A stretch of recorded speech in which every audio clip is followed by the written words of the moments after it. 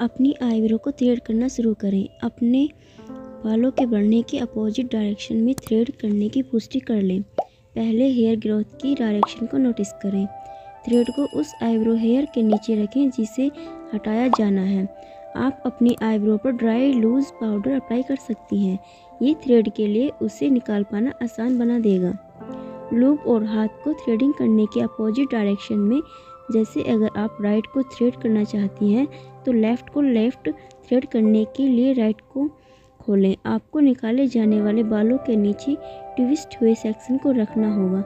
जब आप लूप्स को खोलें और बंद करें, थ्रेड के ट्विस्ट हुए हिस्से से बाल खींचकर आना चाहिए। बालों को थ्रेड से पकड़ लें।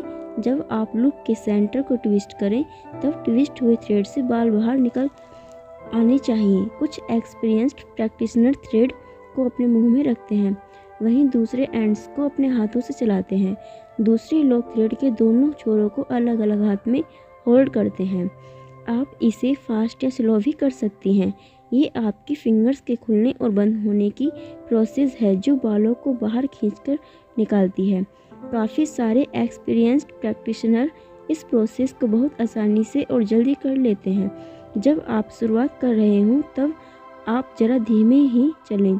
आपके द्वारा निकाले जाने वाले सबसे ऊंचे बालों से शुरू करते हुए उस बाल पर थ्रेड के ट्विस्ट को जमाएं। राइट फिंगर्स को स्मूथ मोशन में कोइल को नीचे मूव करते हुए खोलें और फिर कोइल को वापस मूव करने के लिए लेफ्ट फिंगर्स को मूव करें।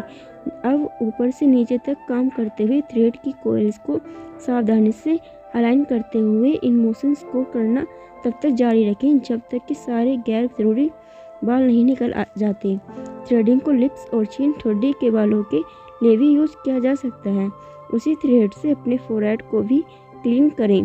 प्रोसेस करीब 2 से 3 हफ्तों तक बनी रहती है। हालांकि ये जरा सा कठिन जरूर लग सकता है, लेकिन असल में ये ऐसा नहीं है। अपनी आईब्रो को थ्रेड करने के दूसरे मेथड्स के मुकाबले कई सारे फ़ायदे होते हैं। आईब्रो थ्रेड करना पलक करने से कहीं ज़्यादा तेज़ होता है। इससे वो छोटे छोटे बाल भी निकल आते हैं जिन्हें शायद आप ट्वीजर्स से मिस कर दें। कुछ लोग थ्रेडिंग को वैक्सिंग और ट्वीजिंग से ज़रा कम पेनफुल मेथड भी माना करते हैं। वैक्सिंग से स्किन इरिटेट हो सकती है, लेकिन थ्रेडिंग से शायद ही कभी ऐसा होता है। अपनी आईब्रो को थ्रेड करना एक at home waxing kit use करने से कहीं ज़्यादा सस्ता और तेज़ होता है। अगर आप इसे खुद से ही करना सीख जाती हैं तो आप काफ़ी सारे पैसे बचा सकती हैं। इसमें यूज़ होने वाला आपको काफ़ी सारे सॉल्यूशन में आईब्रो थ्रेडिंग सर्विस दी जाती है। अगर आप खुद इसे करने की काबिलियत को लेकर कॉन्फिडेंट नहीं हैं तो फिर किसी प्रोफेशनल के पास चले जाएं। गलत तरीके से थ्रेडिंग करने से आपकी आईब्रोज बेकार भी दिखने लग सकती हैं। इसे करने वाले प्रोफेशनल लोगों को भी इसे करने के लिए काफ़ी सारे ट्रेनिंग और लाइसेंस की ज़रूरत पड़ती है। हालांकि कुछ स्टडीज़ के मुताबिक थ्रेडिंग की वजह से कुछ स्किन से जुड़ी कॉम्प्लिकेशन हो सकती है। अपनी आईब्रो थ्रेड करने के लिए आपको कुछ तरह के टूल्स की ज़रूरत पड़ेगी। अच्छी बात यह है इनमें से कोई भी बहुत ज़्यादा महंगा नहीं होता है और ये किसी भी ड्रग स्टोर में बहुत आराम से मिल जाते हैं। इनमें से ज़्यादातर यह सारी चीज़ें शायद आपको आपके घर पर ही मिल सकती हैं। एक स्पूली या क्लीन लेस कॉम्ब खरीद लें, या अगर आपके पास ये नहीं है तो एक फाइल टूथ पतले दांतों की कॉम्ब ले लें।